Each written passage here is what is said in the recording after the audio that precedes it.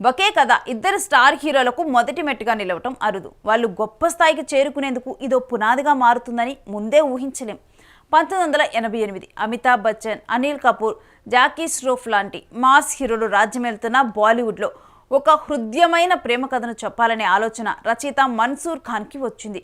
దర్శకుడుగా తన లాంచ్ని గర్వంగా రుజువు చేసుకోవాలి అనే ఉద్దేశంతో ఖయామత్ సే ఖయామత్ తక్ రాసుకున్నారు. తండ్రి సుప్రసిద్ధ దర్శక నిర్మాత నాజీర్ హుసేన్ కావడంతో తెరకెక్కడానికి ఇబ్బందులు తలెత్తలేదు.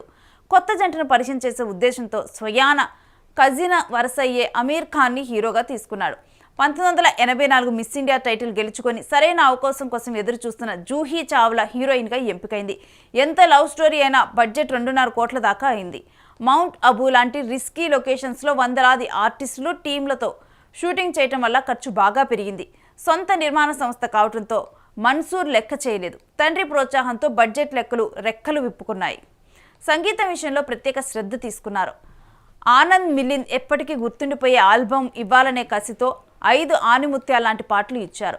1988 ఏప్రిల్ 29న ఖయామత్ సే ఖయామత్ తక్ విడుదలైంది. మెల్లగా మొదలైన ఓపెనింగ్ సునామీలా మారాయి. హీరో హీరోయిన్లు చనిపోయే యాంటీ క్లైమాక్స్ని ప్రేక్షకులు ఒప్పుకోరనే భ్రమలను బద్దలు చేస్తూ హౌస్ఫుల్ కలెక్షన్లతో పయ్యర్లను ఆశ్చర్యంలో ముంచెత్తింది. మ్యూజిక్ హక్కులు కొన్న టీ సిరీస్ సంస్థకు కనక వర్షం కురిసింది. 80 లక్షలకు పైగా క్యాసెట్లు, ఎల్పీ రికార్డులు అమ్ముడుపోయాయి.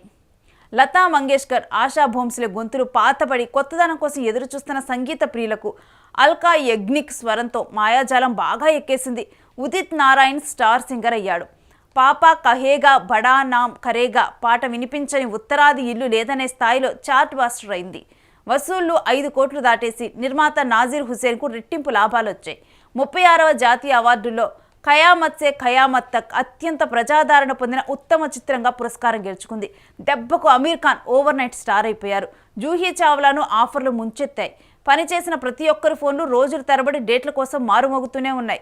కథేంటంటే 2 కుటుంబాల మధ్య ఏర్పడిన వైరం పచ్చని ప్రేమ జంట ప్రాణాలు కోల్పోవటానికి కారణమవుతుంది. పెద్దల మూర్ఖత్వానికి ఎలాంటి పరిణామాలు ఎదురవుతాయో చూపించిన తీరు ఆడియన్స్ను కదిలించింది. అమీర్ జూహీ జంటను చూసి యువత క్రేజ్ అయిపోయారు. ఇక వాళ్ళ ఫోటోలు, పోస్టర్లు ఎక్కడా లేని డిమాండ్ ఏర్పడింది.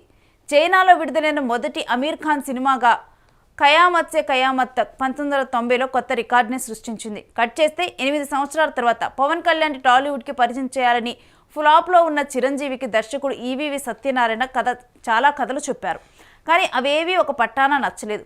మొదటి సినిమానే మాస్ అవ్వకూడదని ఒక మంచి ప్రేమ కథతో లాంచ్ చేద్దామన్నారు.